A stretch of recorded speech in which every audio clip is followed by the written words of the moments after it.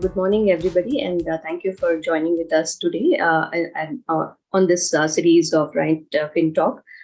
Today, we have chosen the topic of the role of hedging in asset allocation. So, we'll be seeing what is asset allocation, how can we use hedging in our investing strategies, and as a common man, what is it that an investor can do to add value to savings and growth of their investments. Yeah. So, before we begin, we need to understand what is asset allocation and how hedging can be used to optimize the risk and reward of a potential portfolio. Right? As per Benjamin Graham, who is a economist, an investor, and a professor as well. So he is referred to most of the times. He's referred to as the father of value investing. So what he says is successful investing is not is about managing risk and not avoiding it. So asset allocation is just that. So it is about how do you design your portfolio with the right mix of different asset classes as per an individual's goals, as per an individual's time horizon, and risk tolerance level. What is it that goes into the portfolio, and how it can be converted into an investment strategy for the long term. So what happens with an asset allocation is basically you're balancing your risk and rewards by doing this exercise. So why do we do this exercises? Because different asset classes behave very differently in the different market cycles. So you all must be knowing that markets go through cycles. There is always a peak, then there is correction, then it bottoms down, then again slowly starts to recover, then again it goes to a peak, and it goes in that cycle, and same as business cycle. So markets also have different cycles. So every investment or every asset class behaves very differently. So it becomes important to have the right mix of all the asset classes so that you're optimizing your risk and reward. So basically, it is having all the different asset classes like equity, debt, gold, real estate, international equity, and how much of cash you should be holding, and all of that. So that is basically asset allocation. Just in a way, like we use a balanced diet to stay healthy, right? We use right amounts of carbohydrates, right amount of proteins, vitamins, fats, right? So we ensure that we have a balanced diet for a long-term health of our body, right? In a similar way, asset allocation helps you to maintain a balance, to strike the right balance so that your portfolio is sustainable over the longer time horizon, and especially so during when you're planning for your goals, right? So this becomes a very, very important strategy to have in your investments. So now coming to the hedge. So what is a hedge? So hedging is a very, very deep and complex subject in itself. So it is used by most of the savvy investors for a very short term, as a very short term trading strategy, especially in the space of futures and options (FNOs), right? But that becomes a very, very deeper subject. So what we are going to look at today is from a common man's investment perspective. Through their journey of savings, investments, and planning for their goals, how they can use hedging to protect their overall investments, to protect their goals, and why it is important to have it, and how you can have a hedging as a strategy. So in simple, what hedge means, it is nothing but just like we use insurance policies, right, to protect against any risk that we are going to face. Hedging is something similar to that. So let's say an example of you have a house in a flood prone area. So you do not have control on when the flood will come, what intensity and all that. So you will buy a insurance policy to protect your assets with the home, which can compensate you for the loss that you may incur in case there is a flood. So what you're doing here with this policy is you're mitigating the dangers in the event that the flood might bring. So similarly, hedging is somewhat similar in anybody's portfolio, right? What it mainly aims at is to reduce your exposure to various risks. Every asset class comes with its own risks, right? Equity investments or market investments comes with a market risk, where markets are very, very volatile. You don't know when to enter, when to come out of it. Every day is so different. So what is the strategy I should be having, short term, medium term, and long term? Similarly, fixed income or debt products, FTs, they face the interest rate risks. We don't know if we lock in an FD for a 5 year or a 10 year. We don't know in these 10 years of time whether the interest rate will go up or go down. So interest rate risk is there, inflation risk is there. So there are different kinds of risks. Apart from these, there are the geopolitical risks or socio-political risks, right? Default risks. A bank might, default, a company might default, or something like that. So there are different risks. So an investor, when he or she adopts hedging, they make what they typically do is they make a counter investment in another asset class, which is acting as a complement, or which works in the opposite direction to the main investment that they are doing. Okay, so in a way, they are making an offsetting investment in another investment avenue, which has a negative correlation. So we'll come to that. What is the meaning of negative correlation and what are those asset classes? So it is basically taking an opposite position or taking an opposite investment strategy, so that the risks are mitigated, right? So hedging is one popular strategy for mitigating the effects of market downturns. Whenever there is a market correction or a market fall, or very, very volatile markets, in those time periods, your hedging will be coming as a rescue mechanism in the case of adverse market movements, and especially so when you have goal withdrawals coming in, right? When you have planned for the goals, you have invested, you have saved, and now when the goals are approaching, and when the markets are very volatile, what the hedge does, it protects your withdrawals, it protects the risk associated with the volatility. So now one might come and say, I'm a long-term investor. Do I need hedge? What do you all think? Do long-term investors need hedging? The answer is yes. Any investor should have a hedging strategy in the portfolio, right? Why? Because just that the markets are so volatile. When we look at the recent history, recent market history that has happened, right from post-COVID. COVID was a big correction, massive correction that happened, which was once in a lifetime kind of a situation, right? What happened after that was slowly the market started recovering, right? So then what all we saw the Adani Group's news coming in. We saw the SVB bank issue happening. Russia-Ukraine war, which was again a major thing. It is still going on.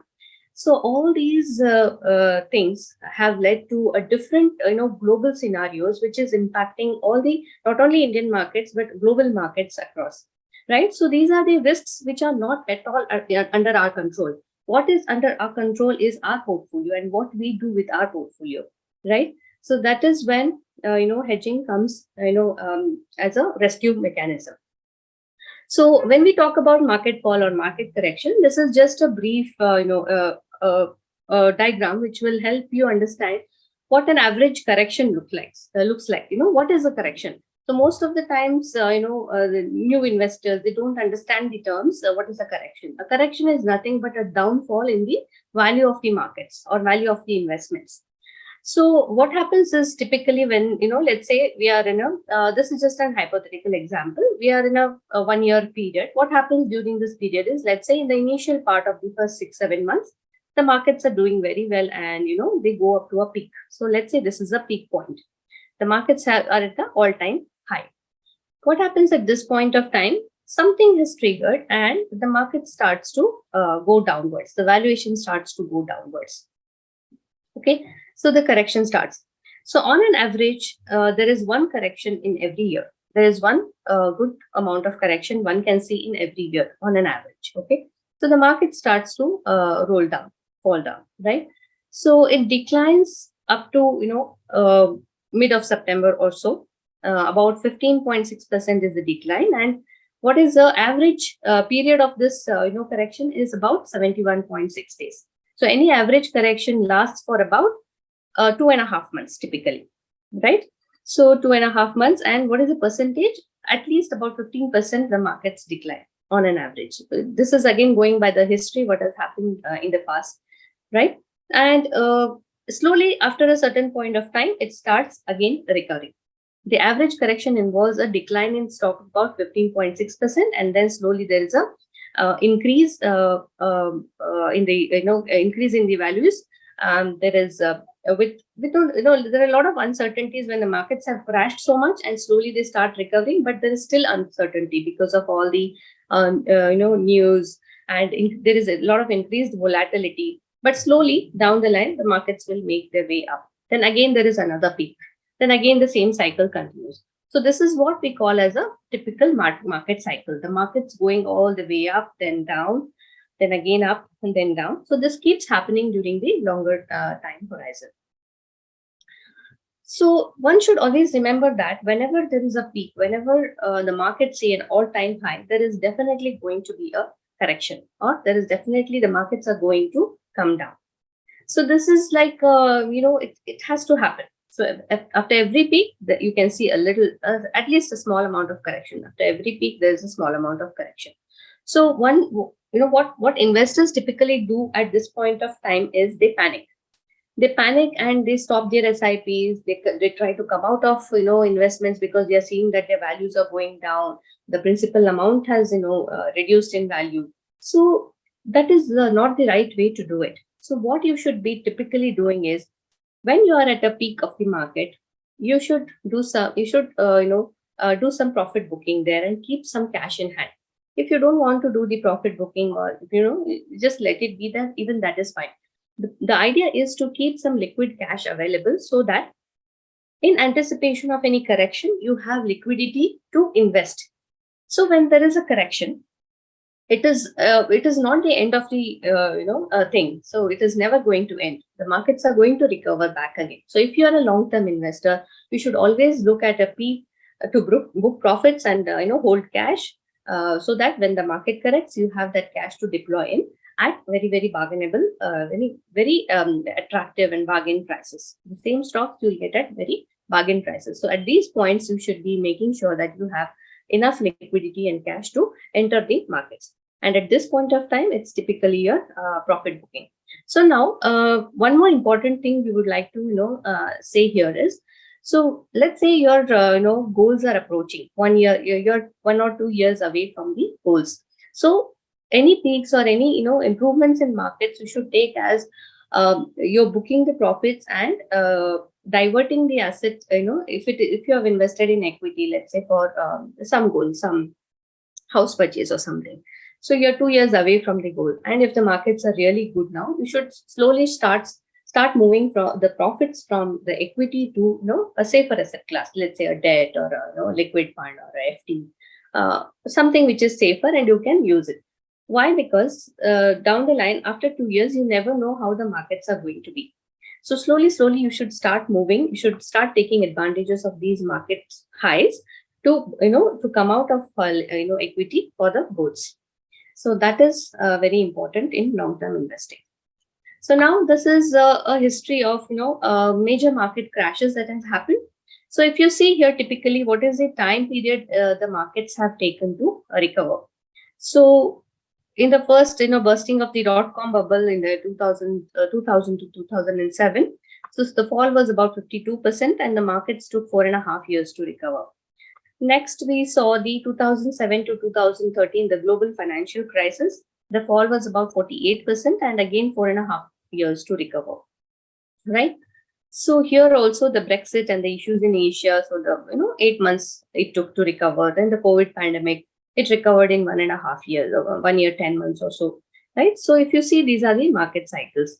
So in a way, we saw that the markets were, in the last 10, 13 years, the markets were at same range, if you see. And slowly now the markets have, started going up. So what becomes important here is, what if you needed money at this point of time, or somewhere here or somewhere here? So what was your to go avenue? If one had invested everything into equities or everything into one asset class, and if someone wanted to withdraw at this point of time for any important goal that is coming in, right? So that is where the hedging and having a position or having an investment in another asset class which is having a negative correlation, becomes very, very important. So let's see what are the different asset classes which have a negative correlation with equity markets. So bonds, here is a graph which shows a relationship between bond and equity markets.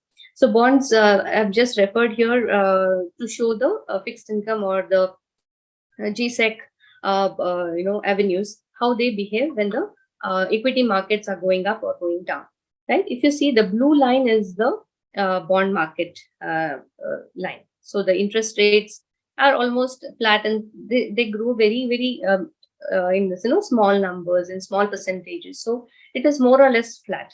But the equity markets, if you see, the S&P BSE Sensex 50 TR we have taken just for an illustration. So if you see, there are a lot of up and down, up and down, up and down movements. So typically when the equity markets are doing good, the fixed, the bond markets are usually flat, or the interest rates are low, or the bonds don't tend to do that well, right? When the equity markets are down, we always see that, the pricing of the bonds goes up, the valuations of the bonds goes up. That is because when the equity markets are down, the investors slowly start moving to safer investment asset classes. When the equity markets are attractive, they take away from the bonds and they start moving towards equity. So always this change keeps on happening, and that is why there is a negative correlation. Of course, the negative correlation is with other factors also, like the interest rate changes, the economic scenarios and things like that. But equity and debt both are negatively correlated. So it is important to have a good amount of debt allocation in your portfolio. Now, coming to another asset class which has a negative correlation is gold. So gold, if you see this chart, it is very clear. Whenever the equity markets are up, the gold is, gold is not performing well. The valuations of gold have declined. Whenever the equity markets are down or volatile, then people, investors starts moving to gold and, debt asset classes. When the gold, when you suddenly see that gold is performing in the portfolio or in the markets. So that gold also has a negative correlation to equity markets. Gold as an asset class per se, it has its own risks attached, and it has a different other driving factors to the gold valuations or the gold pricings. But overall, it is important to have a bit of gold allocation as a hedging strategy in your portfolio. So what happens is, when it does two things. One is it reduces the loss in your portfolio. Second thing is it helps as another avenue where you can withdraw. Let's say at this point of time you wanted to cash out from the equities, which was not possible because the valuations were very down. What you could have done alternatively is you could have taken out from your debt or your gold portfolio for those requirements. So these are the two strategies which will come in handy when you have a good amount of gold and equity in your gold and debt in your asset allocation. So most of the times we get a question from our clients and investors that gold has not at all performed in my portfolio. I don't want to have gold in the portfolio. So what happens is gold is not meant to perform all the time.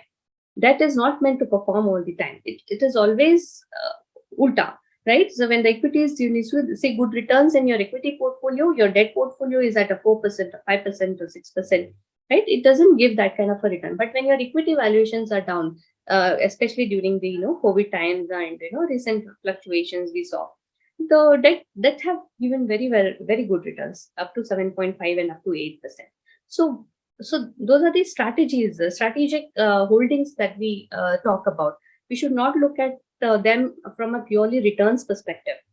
Let's say one has a portfolio of about 1 crore, and he or she has a 50,000 allocation to gold and a 1,000 SIP into gold, right? And it is not performing. And see, that is not the right amount of allocation of gold in the portfolio in the first thing. You should have at least 5% of gold allocation in the portfolio, right? So the investors have their, a lot of confusion, and they do not understand the value of having gold or debt in their portfolio. What typically happens is an investor is always focused on returns. So returns are there, but having hedging is returns should be focused in the long term. Returns will be there, but what is important is how you are protecting your portfolio when the markets are down, when there are gold withdrawals coming into the picture. So these are the strategies which will help you devise a good asset allocation, which will help you cover these risks. So whenever your advisor is telling you to consider having gold in the portfolio, having a debt allocation in the portfolio, having an international equity in the portfolio, please do consider that a strategy will turn out to be a good strategy, right? So now coming to the currency risks. So what is a currency risk? It is also referred to as an exchange rate risk. It is a possibility that a currency depreciation will negatively impact your value of your assets and investments, and their related interest and dividend payment streams, especially those securities denominated in foreign currency. So this is what is a currency risk refers to. Now let's look at the much talked about Indian rupee versus USD, right? So here you can see. So what happens here is normally when USD is compared to its peer group of other currencies, its value whenever its value rises in comparison to the other peer currencies, the Indian rupee loses its value, because then USD is always looked as a home currency, for many investors. So there are many MNCs and imports, exports, when their payments happen in dollars itself, right? So whenever the USD gains appreciation, the INR will lose its value. So this chart, shows just that. So as per our RBI Governor Shaktikant Das, what he says is, the stickiness, we are seeing that inflation is quite high in India right now. So what he has to say about inflation and the currency movements, and what are the measures taken by the RBI or the government to tackle these. So this statement is relevant to the upcoming slides that I'm going to explain. He says the stickiness of the core or underlying inflation is a matter of concern, even now. So what they are doing is they will see to devise to have moderate inflation down the line. We have to remain unwavering in our commitment to bring down the inflation. So going down, the target is always to bring down the inflation. So what is the strategy the government adapts to bring down the inflation is increasing the interest rates. So what is the relationship between interest rate and inflation? So whenever the interest rates are hiked, it sucks the liquidity from the economy. So when the interest rates are increased, people feel that putting money in a bank is more attractive than having in the hand. So they start putting in more money into savings and investments where they are getting more interest, rather than having free cash in hand and buying some random stuffs and increasing the inflation in the economy. When is the inflation comes into picture? When there is a lot of money chasing too few things, or vice versa, right? So interest rate is one such mechanism which the government adapts to tame the inflation. So now what is the relationship between interest rate and a currency value? Let's look at that. So interest rates also influence the currency's values, right? When interest rates are hiked, the demand to invest in a country increases, which increases the demand for that country's currency, and higher interest rates are often synonymous with a strong rupee, and vice versa. So that is a relationship between interest rates and currency values also. Now, what has been the driving the rupee price and where it may go next? So why is the dollar appreciating? This is a common question we are coming across these days. So let me put a little light on this matter. So in the recent past, we have seen that the rupee has depreciated by 8% year to date, and dollar index has appreciated by 18.8%. So the depreciation in Indian currency is lower compared to the appreciation of the dollar. So dollar has appreciated a lot in comparison with other currencies, other peer currencies. So why is that happening is because it is a flight to safety, where the US is considered a safe destination by investors for the long term. Home bias, when with the US being home for majority of investors, and dollar yields are rising and are expected to rise more because of monetary tightening by the Federal Reserve or the Central Bank of the US. So these are the reasons what is driving the dollar appreciation. So basically, investors are looking at dollar to be, to be a good haven for them, for for their money. Now, what is the outlook, for INR versus the USD? Radhika Rao, who is the executive director and senior economist at Deutsche Bank, I saw her quoting in one of my research articles. So our outlook for currencies to recover in 2023 depends on the federal hikes pausing and the world economy averting a hard landing. As per this baseline, we see USD or INR in a consolidative phase in 2023. Consolidative phase in the sense there won't be much volatility, but you will see a roundabout coming, stabilizing a little bit. Slow in returning to the lower half of its 80 to 83 price channel. So they are trying to moderate it and fine tune it up to at those levels, 80 to 83 levels. So this is a forecast for 22, 23, 24 for this year. As you can see, these are the average rates up till next April 2024. So you can see that on an average, the rupee will be trading at 82 to 83 rupees per USD, right? So this is the forecast of USD INR. So now, how do you hedge your portfolio for the long term? So there are basically two strategies. One is diversification and one is asset allocation. What is diversification is having different categories within the same asset class. For example, in equity, having large cap or mid cap or multi cap or flexi cap, or whether small cap is the flavor of the season. What is it that one should have, or whether it is good to have international equity? Within equity asset class, when you are doing the different categories, that is called diversification. What is asset allocation is having different asset classes in itself, having exposure to gold, having exposure to debt allocation, some FDs, some bonds, long-term bonds or short-term bonds, and things like that, right? So let's take a look at one hypothetical example here. So this is a survey or a study conducted by Capital Minds. So here you can see the different names. Let's say these are the hypothetical names of different investors. Token, textbook, safety first, equal, goldfinger, stars and stripes. These are the names of the investors. And these are the different asset classes: domestic equities, debt, gold, and US equities. Each of these investors have invested in different fashion through, with all these asset classes. So, for example, Token has invested 70% in domestic equity, 10% in debt, 10% in gold, and 10% in US equity. Similarly, the others. So, Equal has invested equally in all the asset classes, 25%, 25, 25, 20. Goldfinger has ignored debt and US equities. He or she has gone only with 50% of domestic equities and 50% of gold. So now, when these allocations are given, let us look at this chart at the right hand side, which shows a cumulative portfolio performance over 30 years. So if they had invested in this fashion for a period of 30 years, typically, like, how would they end up after 30 years?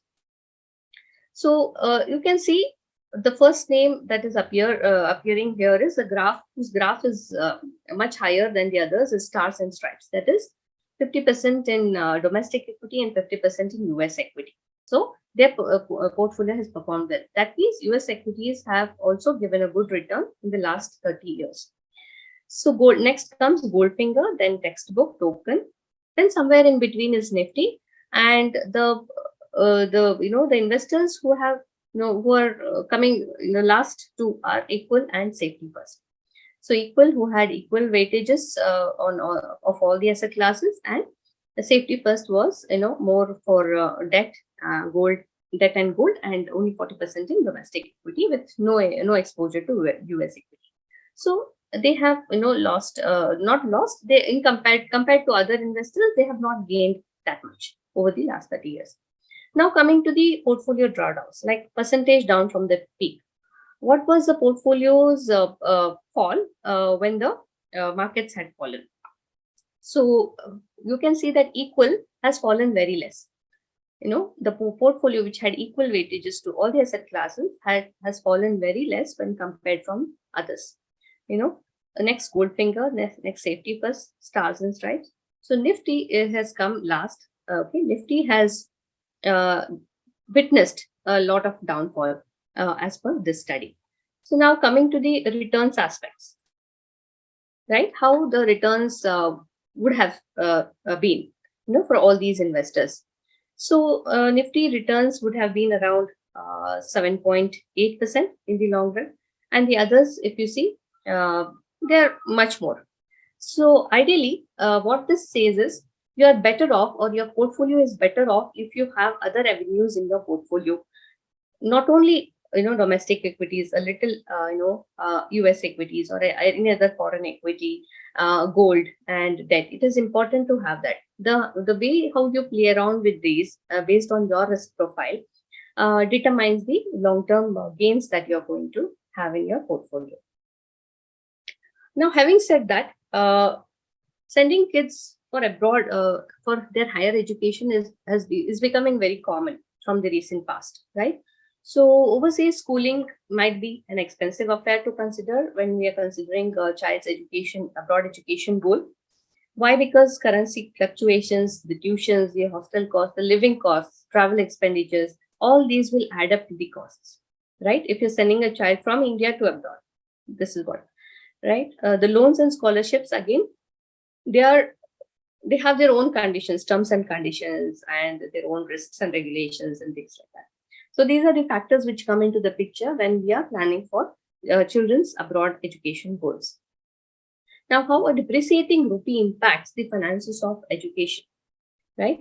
So first of all, as the rupee loses value against the dollars, the goal becomes expensive. The goal becomes much more expensive, right? The foreign education costs will become higher. Now, what should the aspiring students and parents do?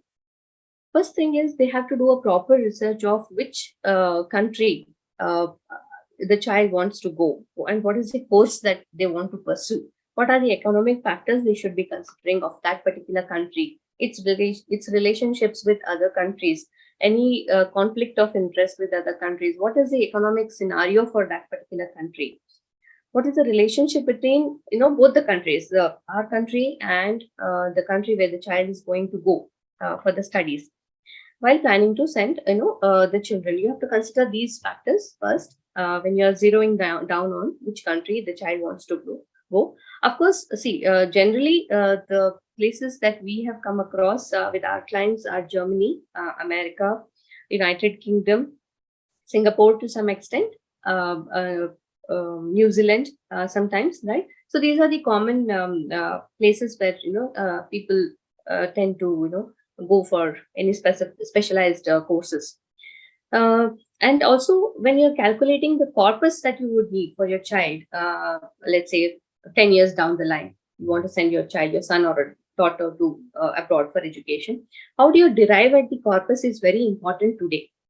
Sitting here today, we have to assume a lot of things to project what will be the corpus required. And what all you have to consider is you have to consider what is the annual education inflation in that country, what are the living costs at present of that country, and how quickly or how slowly they are rising year on year. What is the rate of domestic currencies fluctuation against that currency? So what is the exchange rate risk that we have?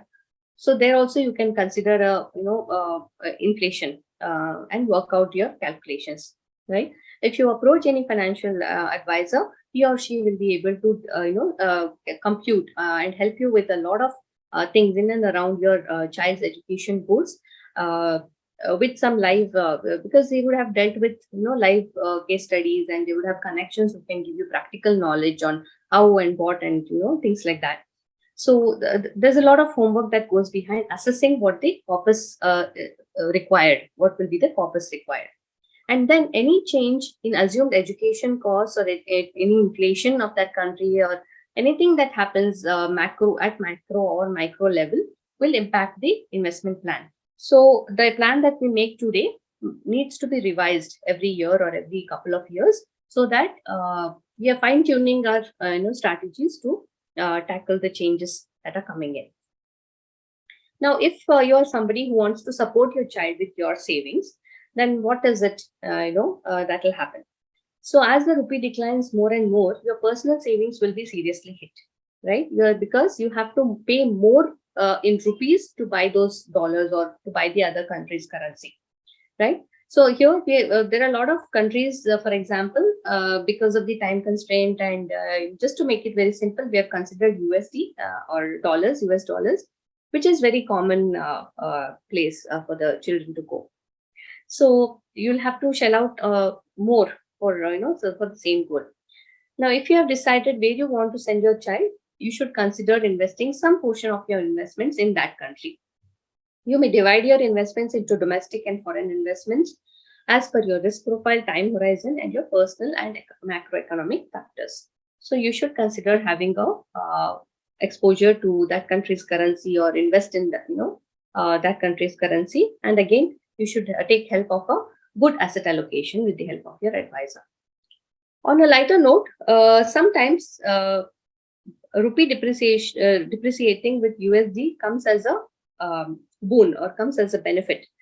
That is when the children have completed their education, they have gotten into a job in the US and they're earning in dollars and they're repaying their education loan in rupees. So those are the people who have benefited with the currency depreciation.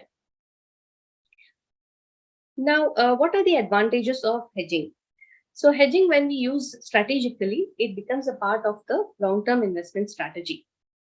And when it is deployed effectively, it can be applied and removed as and when needed without disturbing the core strategy. So one should always have something called as a core strategy, and hedging is just a mechanism to reduce your a loss during that period, or help you in making those withdrawals when the adverse movements happen in the market, right? Hedging your portfolio can provide you with an alternative to selling in down market. Yes, this is what I was referring to. Of course, hedging comes with its own risks, costs, and consequences of their own. There could be different charges. Let's say you're investing in some foreign currency and you're using a different portal or a for that. So there are some costs involved, a processing fee or activation fee, account activation fee. There might be taxable events also, so which need to be settled. But having said that, it is important to have hedging as a part of your overall strategy, and it is also important that you understand what it is that is going into your portfolio and why. So always remember that hedging is a technique that is meant to reduce a potential loss and not to maximize your potential gain. So this should be very clear. So hedging is a strategy to protect you with any losses. It will help you minimize your losses, not maximize your gains, right? So if the investments you are hedging against makes money, you have also usually reduced your potential profit. So the investments that we use for hedging are not do not generate that kind of a returns as compared to equity markets. But however, they are actually meant to protect your gold withdrawals and your reduce your losses. So if you see that the investments, your core investments is making money, you will see that with the hedging strategy, your overall profit has reduced because the other asset class has not performed. So that is very common, right? But it is very important to have the hedging strategy, and vice versa also. If your core strategy has not performed, then with the hedging, with the investments that you have hedged your investments with, you will see that the losses have reduced because the other asset class has performed a little bit. So what are the key takeaways of today's session? It is important to have debt allocation in the portfolio. It is always important. This is just a illustrative kind of example I've given. Like if you're a moderate risk person, you should have 50% in debt allocation. If you're a moderately high risk, 30%, and high risk, 10 to 20%. You should have at least 5 to 10% allocation to gold investments in your portfolio for the long term. You can have up to 10 to 15% allocation for international equities. How to plan for abroad goals? It is always wise to consider investing in foreign currency if you are planning to send your child abroad, because to take advantage of the exchange rate risks and currency movements. Start planning for your kids abroad graduation goal at least 6 to 7 years before the goal. So, do not wait till the last moment to, start converting all the cash you have into, the preferred currency. That might be a costly affair. Start planning for it right from at least from 10 years. If not 10 years, at least 6 to 7 years is a good time to plan for your higher education.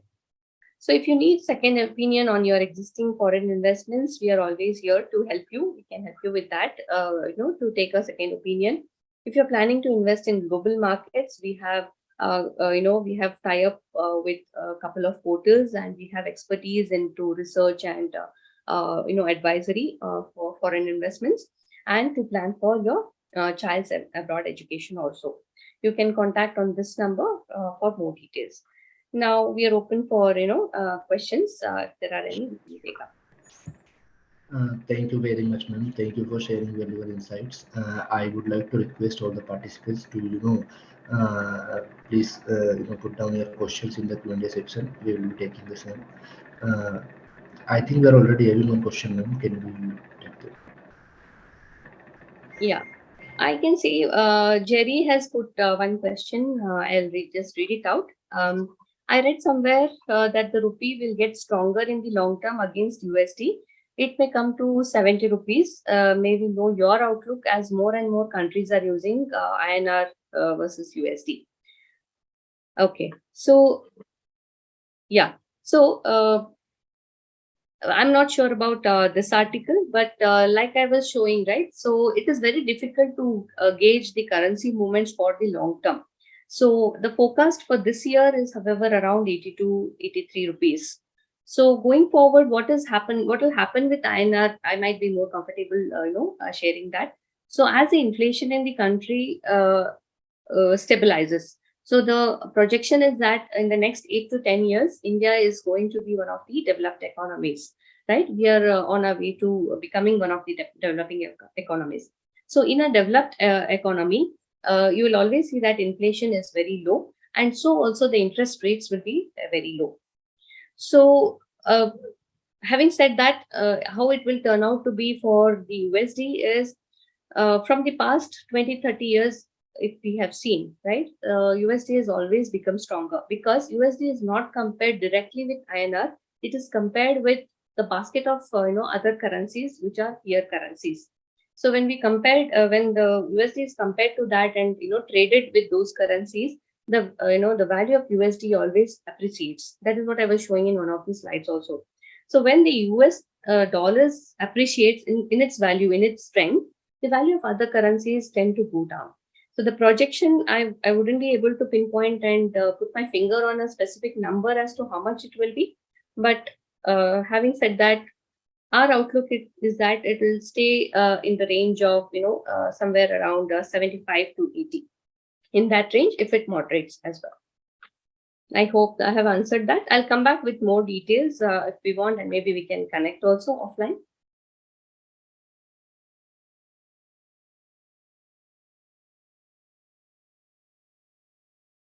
Okay. So, how to invest in international equities? Is it wise to use fund of funds or direct equities? So, fund of funds is always a good idea if you are a first-time investor into international equity. There are a lot of mutual funds also which have fund of funds, and you can try exploring a bit from there, and that will be a good idea to start off. If you're looking at building a good stocks portfolio, then you might consider direct equities. If you're in an age group of 35 40, where you are able to take a good amount of risk, I would suggest having a good basket of both of these, the direct equities and FOF, fund of funds, will be a good idea to do that. Gold has given more than 12% to me. I invest in Diwali. That's wonderful, Rohit. That's very wonderful. So now investing in gold, you have to be, let me clarify, investing in gold with jewelry is different, and investing in gold for the goals is different, right? So whenever we are planning for goals, we might consider investing in digital gold or gold ETFs, where the values increase as per gold. not specifically physical gold. So I'm not sure the 12% you're speaking about is the jewelry or what exactly, physical gold or digital gold or gold related investment. So, but yes, gold tends to give good returns in the long run. However, that's what, like I said, it is more as a hedging strategy, so that when the markets are not favorable for you to, withdraw from your portfolio for any gold, these asset classes will help you to have those withdrawals at that point of time. Yes, sovereign gold bonds is again a very good, hedging strategy for long-term investing. It is used especially for, planning of marriage gold purchases and things like that. So sovereign gold bonds are also good. So I had done a webinar on real estate and gold. You can visit our YouTube channel, Right Horizons on YouTube, and there you will find the webinar which I had conducted regarding real estate and gold. And there I had briefed about what could be the possible gold investments for you to consider. So might be that might be helpful to you.